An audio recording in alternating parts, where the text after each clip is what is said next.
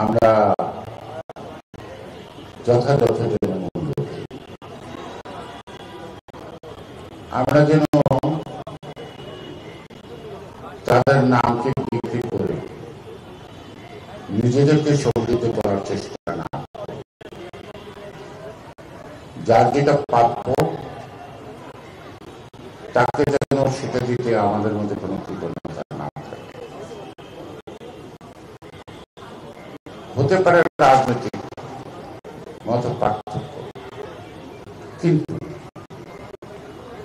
তাদের রক্তের বিনিময়ে চেষ্টা ছিল, কিন্তু এটা আমরা বিজয়ের আনন্দের এখনো সময় আসেনি। কারণ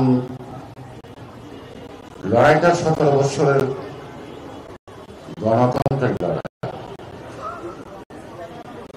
শেষ প্রান্তে এসে যোগ হয়েছে পরিকল্পিতভাবে মেধাশূন্য করার জন্য দেশকে, রাষ্ট্রকে কোটা পদ্ধতির বিরুদ্ধে মেধাবী ছাত্ররা কোটা নয় মেধা এই স্লোগান থেকে রাজপথে নামে। আমার বলতে দ্বিধা নাই যারা রাজপথে সেদিন নামছে তাদের মধ্যে তাদের শ্রেণী স্বার্থ, অর্থাৎ মেধাবী ছাত্রদের যে শ্রেণী স্বার্থ, সেই স্বার্থের সাথে ফেসিবাদের যে দল করত, ছাত্র সংগঠন করত, তাও যে যোগ দেয় নাই তাও না। হয়তো পরবর্তী পর্যায়ে তারা পিস্টান দিতে পারে দলের সিদ্ধান্তের দ্বারা। প্রাথমিক পর্যায়ে অর্থাৎ ছাত্রদের সকলের স্বার্থকে বিবেচনা করে সেই সময় তারা নাম উঠছে। তাদের নেতারা না নামতে পারে, তাদের অনুসারীরাও ছিল।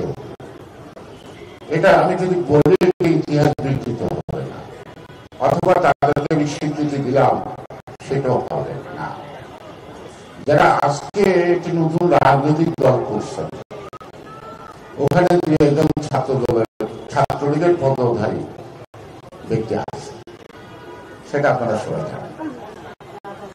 এখন যদিও তারা বৈষম্য বিরোধী ছাত্র আন্দোলনের চাদর গায়ে দিয়ে তাদের পূর্ব পরিচয়টাকে আড়াল করতে চায়,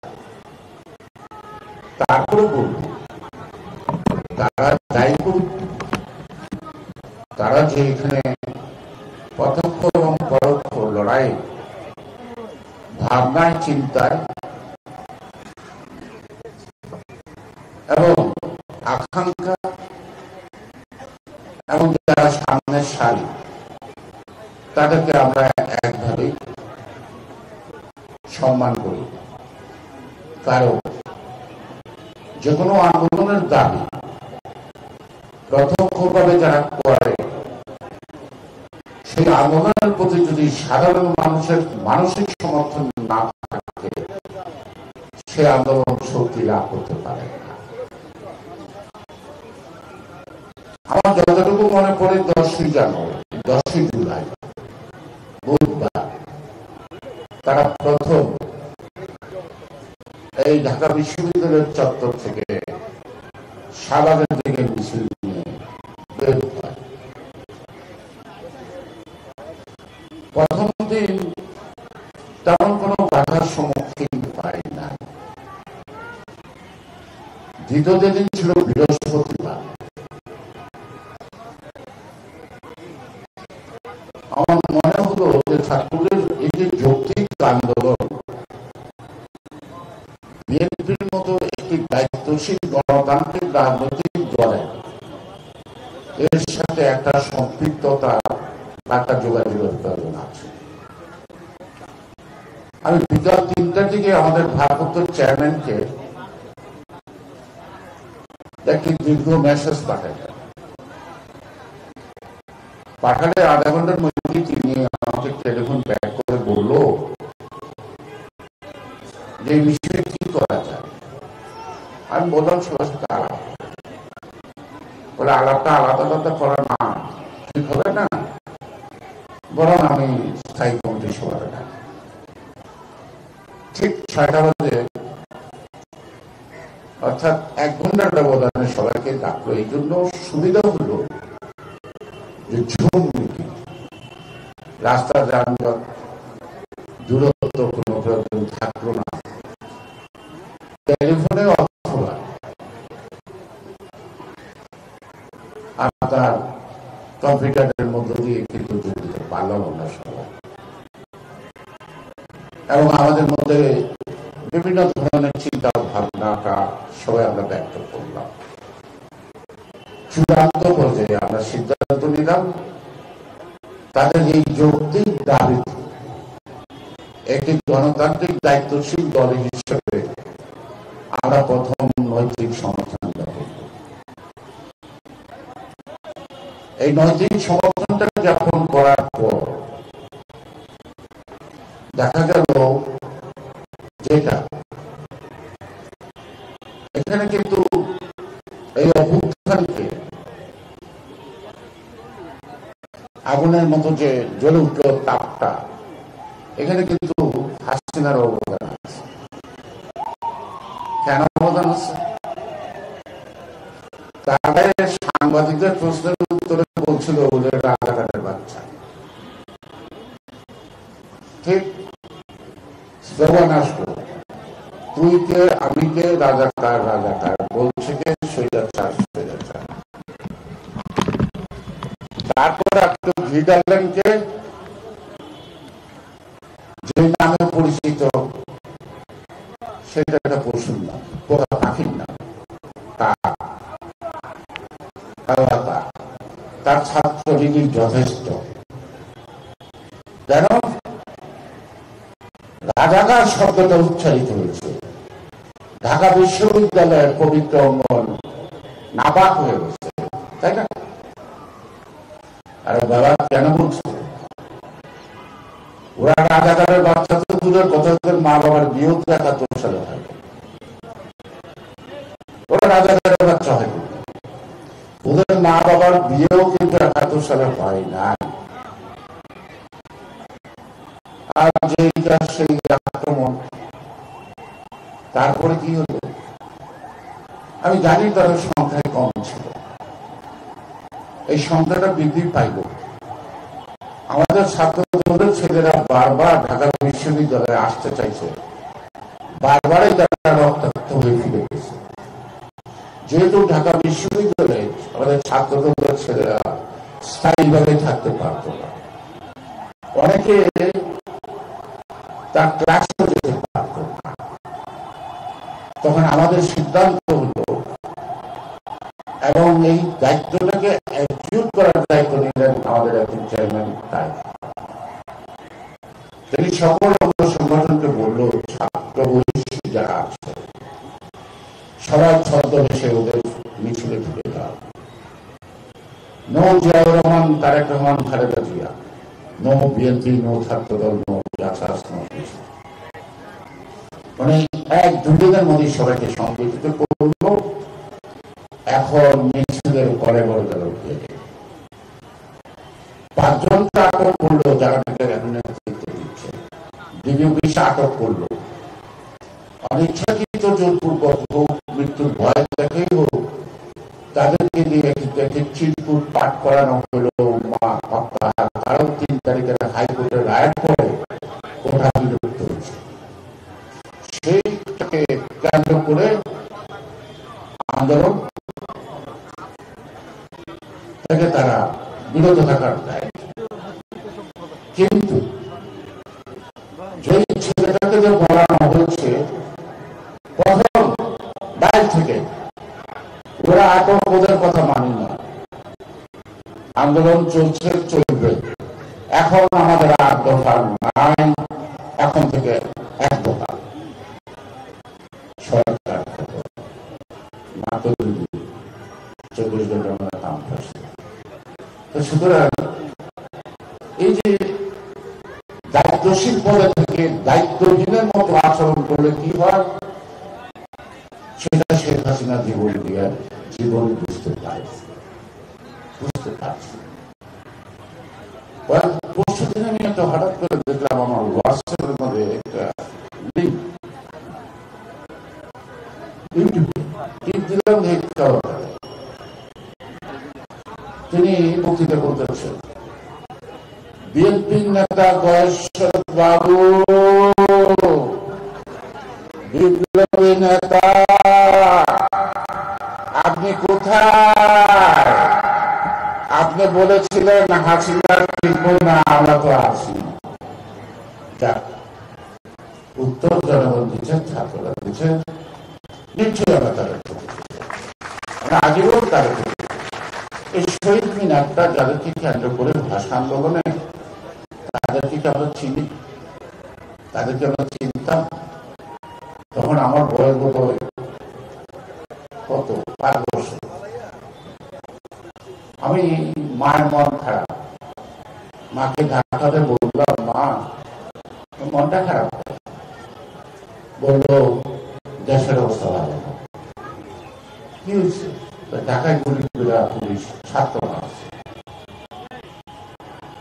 তো আমি চিৎকার দিয়ে মা করে বলেছিলাম, আমি কাছে স্কুলে যাবো না, আমাকে মেলা বলে না, তোকে মারবে না। পরবর্তী পর্যায়ে বুঝলাম ওই ছিল ভাবনার ভাষা আন্দোলন নাকি, যারা ভাষা আন্দোলনের মধ্য দিয়ে এই মাতৃভূমিকে গণতান্ত্রিক চেতনা ভুলের দিকে ধাবিত করছে, তাদের স্মৃতি পবিত্র। ধর্ম বর্ণ নির্বিশেষে একটি জায়গা যেখানে আমরা বসে আছি। সুতরাং শহীদদের কোন দলের হয় না, শহীদদের সবসময় জনগণের জাতি। যারা দাবি করে এনসিপি সাইদের দল, একটা নিয়ে প্রশ্ন করবো, সাইডকে পড়ার আগে বলছিল আমার দলের নাম এনসিপি। সুতরাং সর্বকালের সর্বশ্রেষ্ঠ সন্তান মুক্তিযোদ্ধা, সেই ভাবনায় এখন যাই থাকে, সে আমার কাছে সম্মানের পাত্র। জুলাই আগস্টে যারা জীবন দিয়েছেন, লড়াই করেছেন, তাদের জাতি ধর্ম নির্বিশেষে আমরা একইভাবে এই শহীদ মিনার থেকে প্রতিশ্রুতি দিলাম, আমরা তাদেরকে সম্মান করব। কিন্তু সম্মানটা অর্জন করা যত সহজ, রক্ষা করা তত কঠিন। এখন যুদ্ধ করে 9 মাস দেশ স্বাধীন করছে, কিন্তু 1 বছরও কিন্তু স্বাধীন থেকে থাকতে পারিনি। 9 বছর লাগছে 16 ফাটাইতে, 16 বছর লাগলো সেই কারণে বলছি যে স্বাধীনতা অর্জন 9 মাসে, ভুগছি 52 বছর। অর্থাৎ যে স্বাধীন বাংলাদেশ তার যে রূপ, সেটা আমাদের কাছে দৃশ্যমান না, তাই না?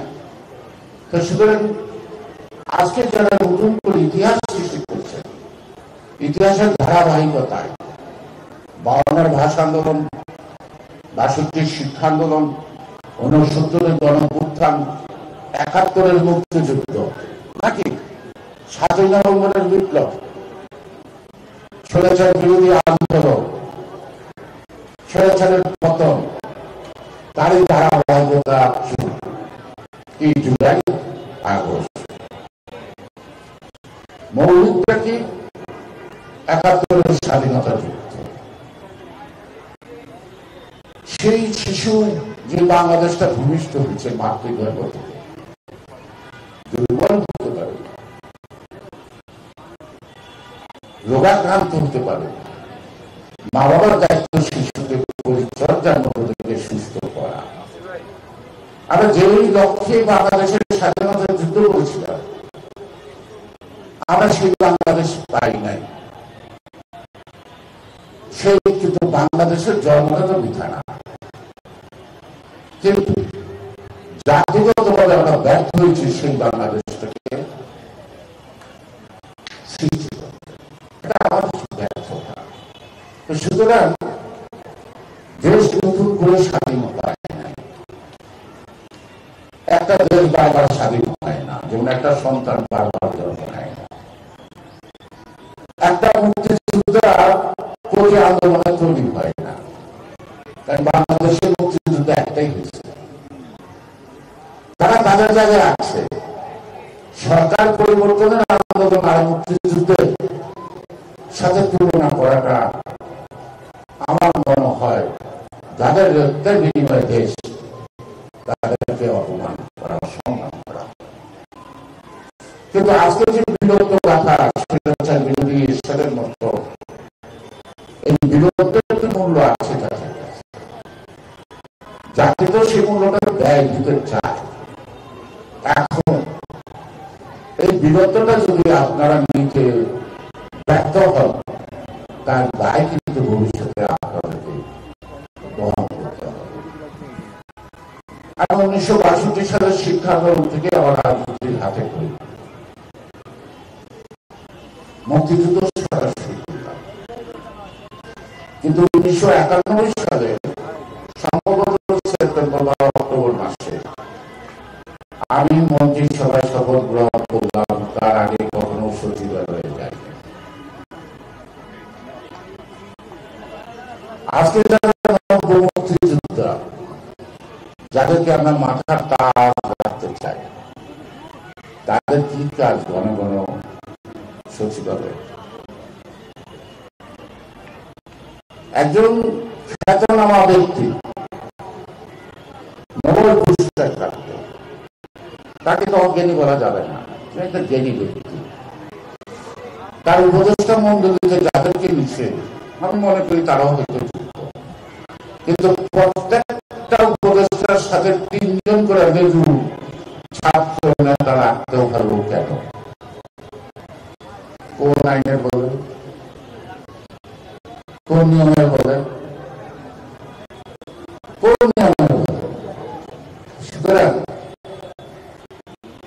অর্জন যদি দেশের জন্য করে থাকে, আন্দোলন যদি দেশের জন্য করে থাকেন,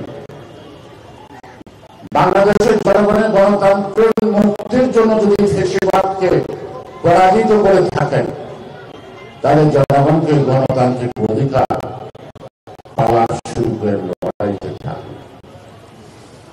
আমরা সবাই মিলে এই আন্দোলন করেছি।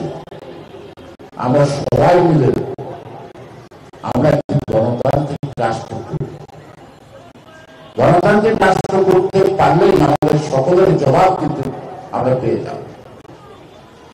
গণতন্ত্রের অভাব এই কারণে আজকে মানবতা বিরোধী, বৈষম্য বিরোধী, দুর্নীতির উপরে সকলের অত্যাচার, আদালতের রায় সঠিকভাবে আসে না, সবাই হাতে করা।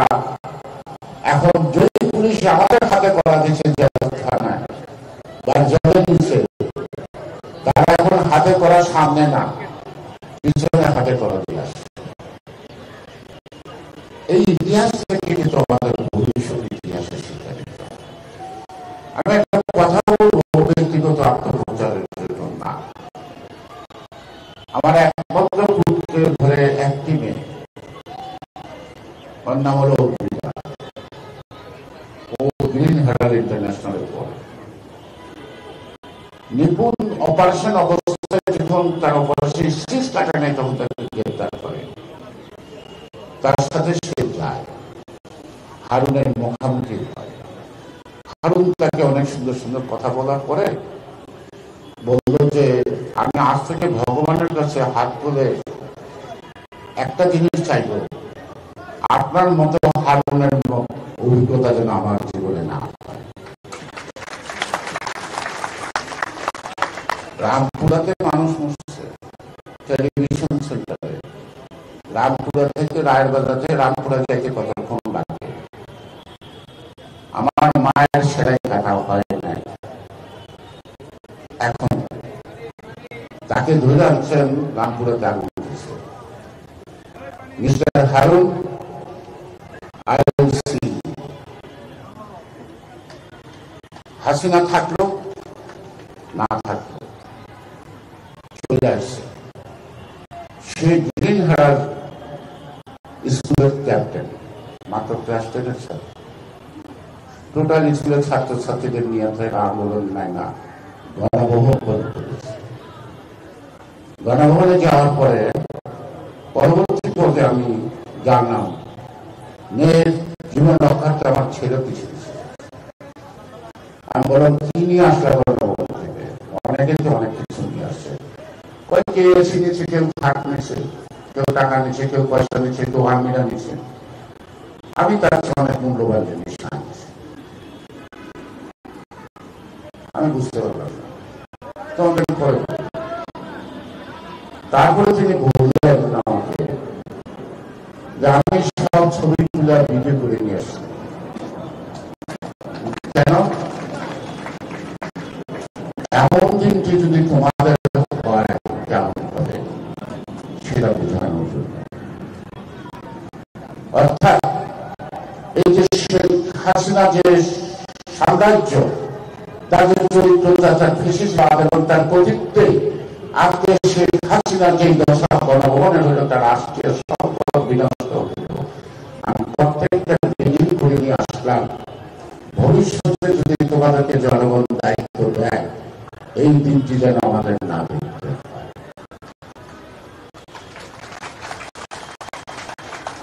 অর্জন করা, অর্জন রক্ষা করা, এই দায়িত্বটা কিন্তু বহুটা সবার থাকবে। আমি বলবো একটি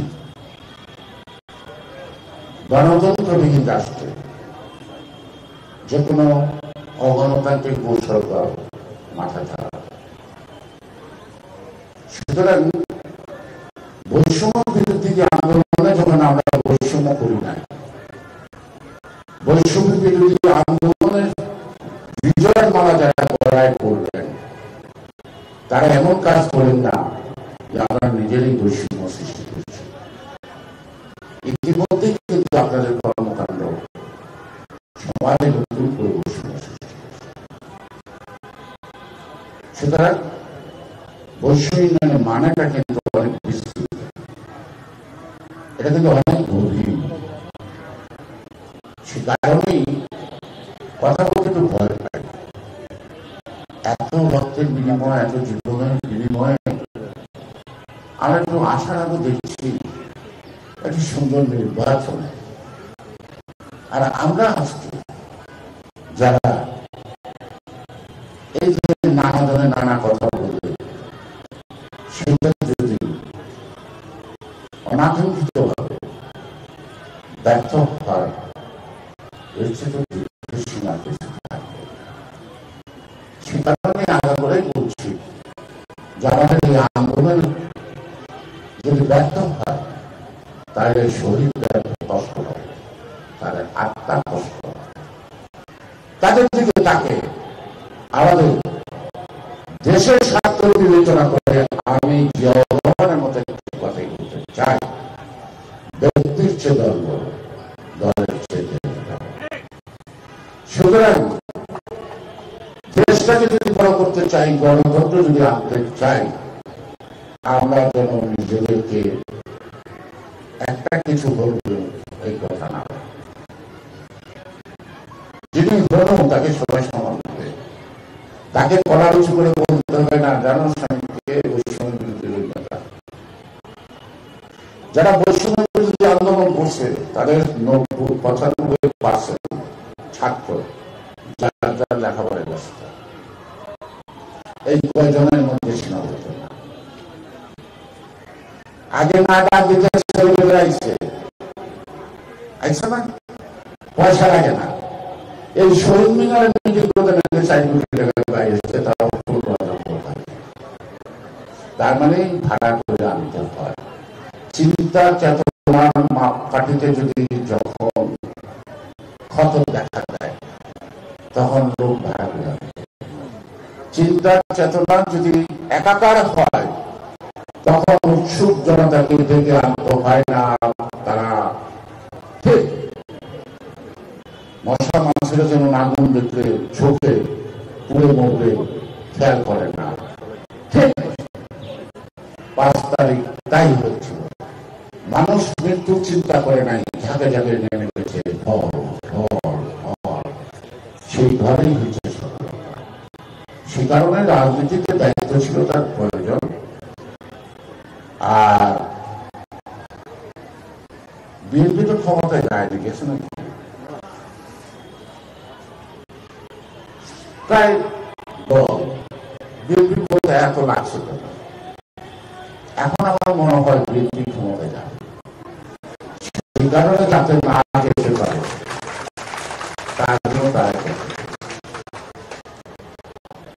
তার জন্য তারা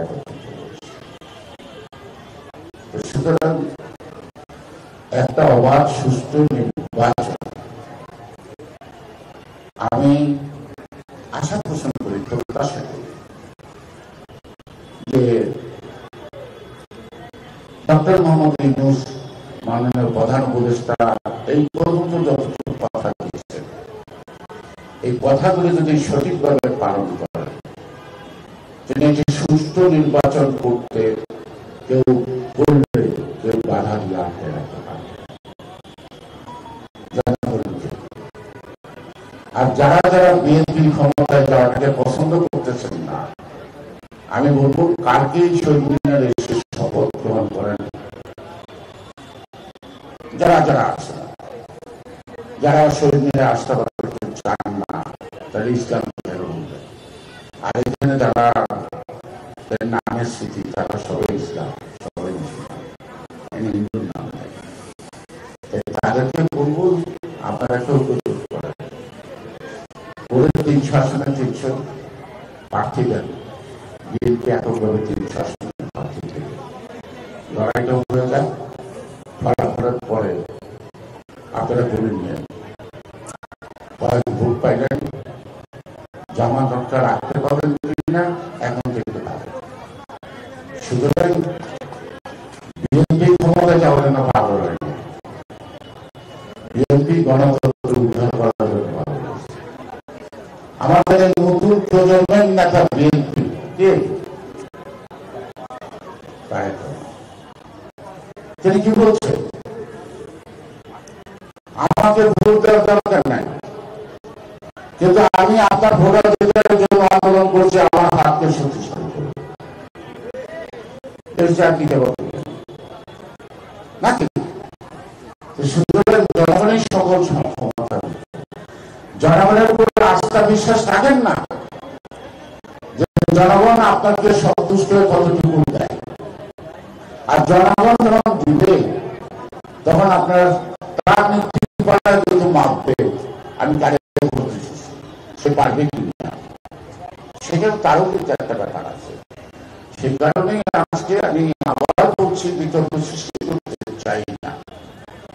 সকলের ঐক্যবদ্ধ প্রচেষ্টার মধ্য দিয়ে আমাদের জানা অজানা অনেক ঘটনার মধ্য দিয়ে 17 বছর যে লড়াই, আর লড়াই শেষ প্রান্তে যারা জীবন দান করলেন, যারা প্রভুত্ব করলেন, তাদের সন্তানের জল, চোখের জল, তাদের মা বাবার চোখের জল দিয়া লেখা এই গণঅভ্যুত্থানের গর্বের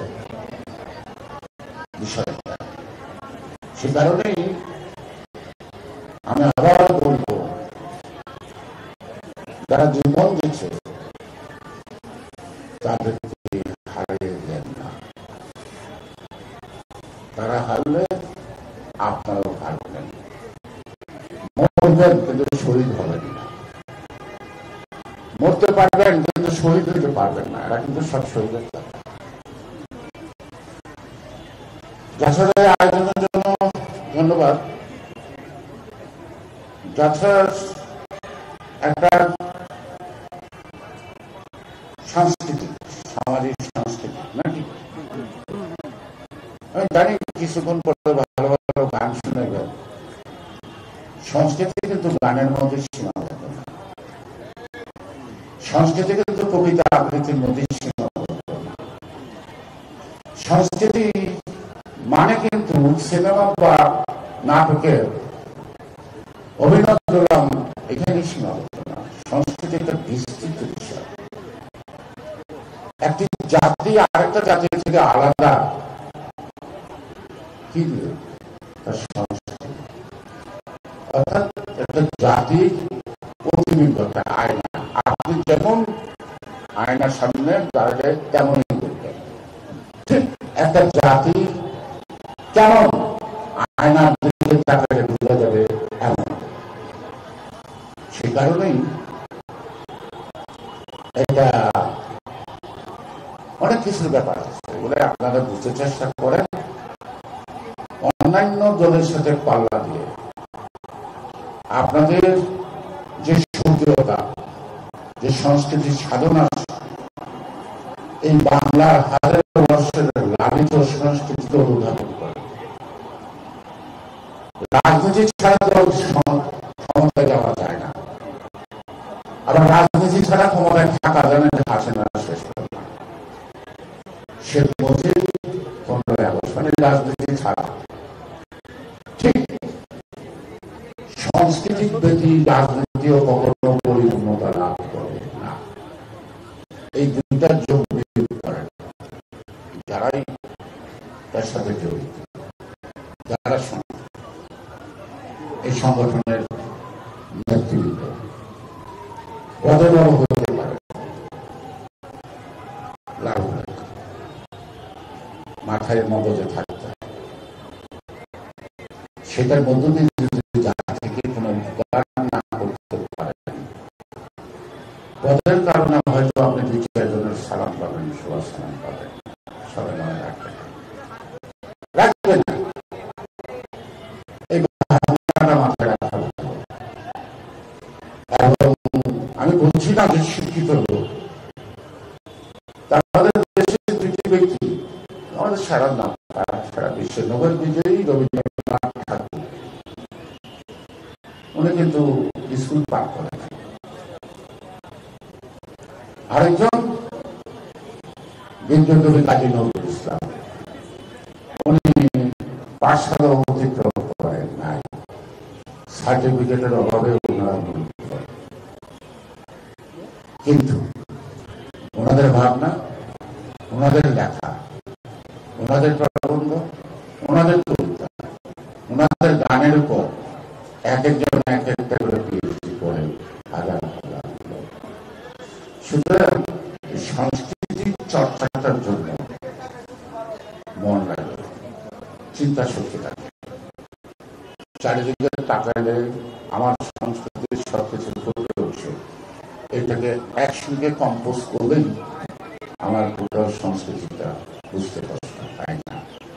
আমাদের উজ্জ্বল আছে, মানে কম্পোজ বললাম যে অনেক কিছু নিয়েই ওনারা একটা যখন ছবি বানায় সব দিক চিন্তা করে এক জায়গায় করে, এবং সেখানে বাংলা ছবিটা বাংলার মানুষ, সেই বাংলাদেশের মানুষের জীবনের কোনো প্রতিফলন, চিন্তা বা জীবন যাত্রার প্রতিফলন না ঘটলে সব খায়, ঠিক কিনা? তাই না? 60 দশকে উত্তম সুচিত্রা সারা জাগানো বাংলা, তখনও আমাদের দেশের ছবি হয়েছে তাদের সাথে পাল্লা দিয়ে। সেই ছবি কিন্তু বাংলাদেশের কখনো ফ্লপ খায় না। এখন ভারতীয় ছবি আমদানি নিষিদ্ধ করতে পারবেন, তাতে তো আপনার প্রতিবার যে বিকাশ ঘটে যে পাচ্ছেন সেটা প্রমাণ হয় না। আর পশ্চিমবাংলা আমাদের বাংলাদেশের ছবি একই পর্যায়ে চলে গেছে, আর উত্তম সুচিত্রা গৌরী প্রসন্ন মজুমদারদের নাম নাই, নাই নাই সেরকম। আমাদের যাত্রাটা যা শুরু হয়েছিল সেই যাত্রাটা আমাদের ছেদ করছে, অর্থাৎ তারা এত উন্নত মানের প্রযুক্তি নিয়ে শুরু করেন না, কিন্তু তারা চিন্তা এবং সাধনা দিয়ে, একটা চরিত্রের সাধনা দিয়ে তারা এই চলচ্চিত্রটাকে তখন কিন্তু একটা উদ্যম করছে। কিন্তু আপনারা ভালো জানেন শিল্পীরা